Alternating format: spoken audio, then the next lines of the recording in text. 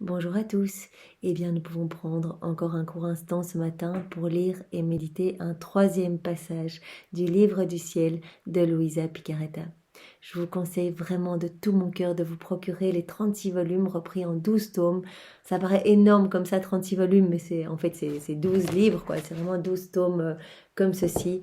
Ça se lit, ça nourrit l'âme, en fait. C'est tellement merveilleux que ce serait dommage de passer à côté. Et je me rends compte que au plus on lit, au plus on médite, au plus on écoute, on peut écouter les audios, eh bien, au plus le Seigneur nous remplit, nous donne cette soif vraiment de ne vivre que par lui, que pour lui et qu'en lui.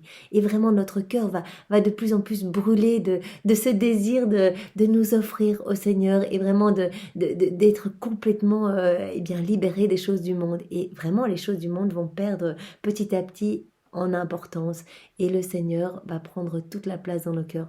Donc vraiment, écoutez dans votre voiture si vous n'avez pas encore les volumes, les audios, ne perdez pas votre temps, commencez à faire des actes dans la divine volonté et vraiment plongez-vous. C'est pour ça que c'est tellement important de lire tout en fait et de les lire jusqu'à notre mort, vraiment en boucle. Quand on a fini les 36, hop, on revient au premier, on les relit encore et encore et encore parce que le Seigneur, c'est c'est magnifique. Les paroles sont lumineuses de Dieu en fait. C'est Jésus qui nous parle et qui nous donne le mode d'emploi pour aller au paradis, pour vivre la vie des bienheureux ici-bas sur la terre. Donc vraiment ne perdons plus notre temps à regarder des séries, des feuilletons, que sais-je, à la télé.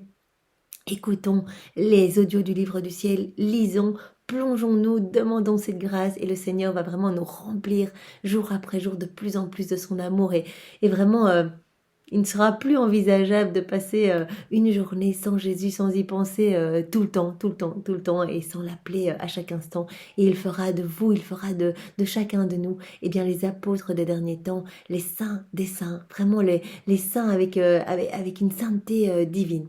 Donc c'est vraiment magnifique et c'est un trésor et je vous invite vraiment à vous procurer ce trésor. Au nom du Père qui m'a créé, du Fils qui m'a sauvé et du Saint-Esprit qui me sanctifie. Amen.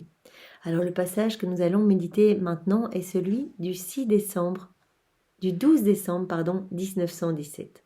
C'est un tout petit passage. Donc c'est Louisa qui parle. Poursuivant dans mon état habituel, je me fondais dans la sainte volonté de mon doux Jésus. Je priais, aimais et faisais réparation. Donc Louisa vraiment se plonge en Jésus, elle a l'habitude de le faire tous les jours. Elle prie en union avec Jésus, elle unit toutes ses prières à celles de Jésus, elle unit ses réparations à celles de Jésus, etc. Jésus me dit, « Ma fille, voudrais-tu une comparaison concernant les actions faites dans ma volonté? Regarde les cieux. Tu y trouves le soleil, une boule de lumière qui a ses limites et sa forme. Cependant, la lumière qui provient de l'intérieur de ces limites remplit toute la terre et tout l'espace. Pas un espace limité, mais partout où se trouve de la terre, des montagnes et des mers, les investissant de sa lumière majestueuse et de sa chaleur bienfaisante.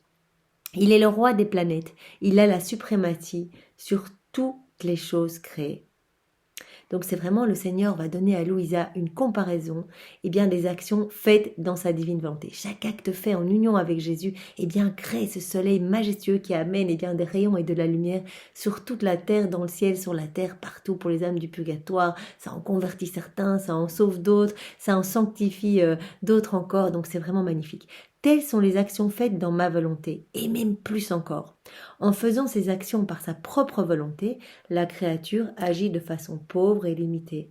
Donc voilà, on agit de notre propre volonté et nos actions sont vraiment purement humaines, ont une toute petite portée. Si elle entre dans ma volonté, ces actions prennent des proportions immenses. Elles investissent tout. Elles donnent de la lumière et de la chaleur à tout. Donc comme un immense soleil vraiment qui illumine tout. Même dans le passé, dans le futur, donc c'est vraiment incroyable. Parce que c'est Jésus qui agit en nous. Nous ne sommes rien du tout, nous laissons juste Jésus investir notre humanité et agir à partir de nos regards, de nos paroles, de nos mains, de nos actions, de nos pas, de nos battements de cœur. Il s'empare de tout et il vient répandre sa propre lumière divine partout, dans le passé, dans le présent, dans le futur, dans le ciel, sur la terre, etc. Donc vraiment, cette chaleur, cette lumière règne sur tout, acquiert la suprématie sur toutes les actions des créatures. Ainsi, l'âme gouverne, commande et conquiert. Bon, l'âme, elle est rien du tout, c'est Jésus dans l'âme qui fait tout et vraiment ses actions ont une portée éternelle, infinie et c'est vraiment magnifique. Quoique petites en soi, les actions faites dans ma volonté subissent une incroyable transformation. Une action faite sans Jésus, voilà, je passe le balai, ça n'a rien du tout comme impact. Je passe le balai en union avec toi, Jésus. Je te laisse vraiment, eh bien, le champ libre complet sur ma vie. C'est toi qui viens faire cette action et dans cette action, eh bien, tu vas toucher des âmes, tu vas nettoyer, tu vas purifier, tu vas sauver, voilà, je te fais confiance, Seigneur, et je te laisse vraiment t'emparer de mon humanité pour que tu puisses distribuer ta propre lumière sur les hommes.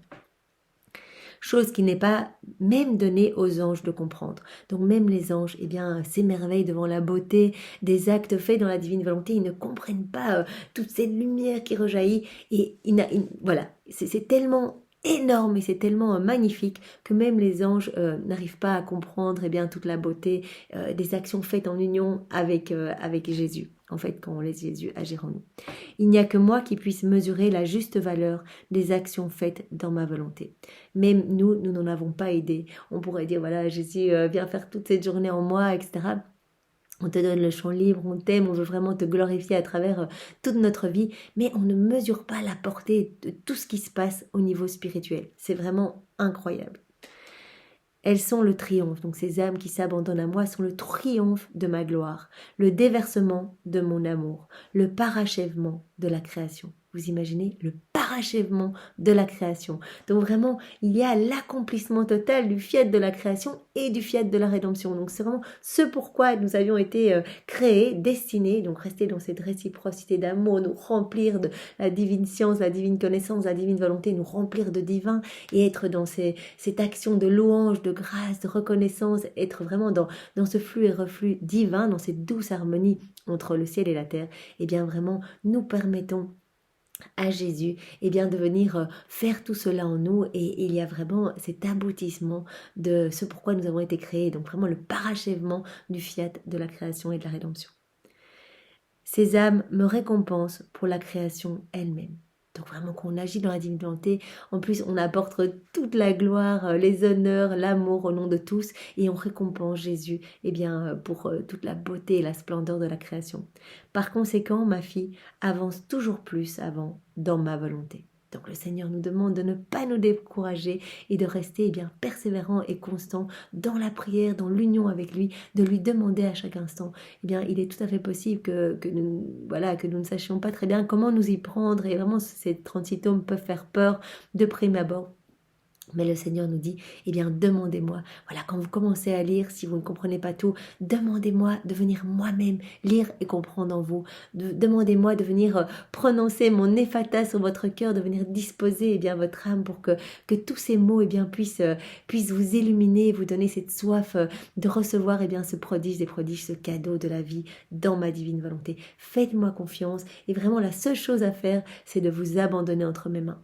Moi, j'aime bien l'idée de me dire, eh bien, je dois penser à rien du tout pour ma sanctification. Je dois pas me fatiguer dans des mortifications, dans des prières, dans l'exercice de vertu, où finalement, eh bien, très souvent, on n'arrive pas à tenir, on chute, on rechute constamment.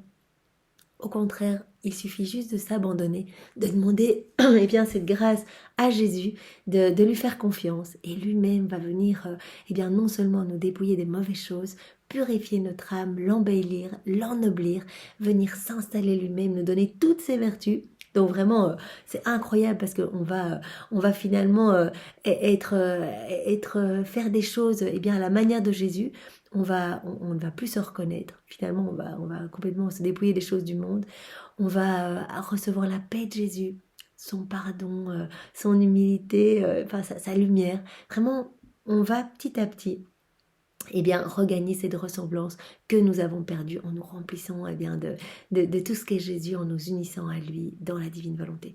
Donc c'est incroyable et Jésus nous demande eh bien, d'avancer toujours plus avant dans sa volonté, de ne pas lire 2 pages en disant mais je comprends pas, non c'est pas pour moi, c'est pour tout le monde, ce cadeau est pour tout le monde et voilà, c'était vraiment ce qui était annoncé dans notre Père, que ta divine volonté soit faite sur la terre comme au ciel. Quand nous nous plongeons dans les écrits du ciel, eh bien nous devenons des instruments par lequel Jésus va pouvoir laisser eh bien rejaillir sa lumière. Nous devenons des refuges pour Jésus, des tabernacles d'amour, de consolation, eh bien pour son cœur blessé. Donc vraiment, c'est important et il peut se servir d'âmes qui s'unissent à lui pour, eh bien comme nous l'avons vu dans le passage d'avant, pour toucher, pour convertir, pour purifier, pour sauver, etc. Donc c'est magnifique et désirons ardemment et demandons eh bien cette grâce de recevoir eh bien toutes les dispositions nécessaires pour persévérer, pour être constant dans cette attitude d'abandon pour que Jésus puisse tout faire à partir de nos humanités. Merci Seigneur, avec tes propres remerciements, nous t'aimons avec ton amour, nous te louons avec tes louanges, nous t'adorons avec tes adorations et vraiment au nom de tous, nous te remercions avec tes propres remerciements. Au nom du Père et du Fils et du Saint-Esprit. Amen. Soyez tous bénis, au revoir.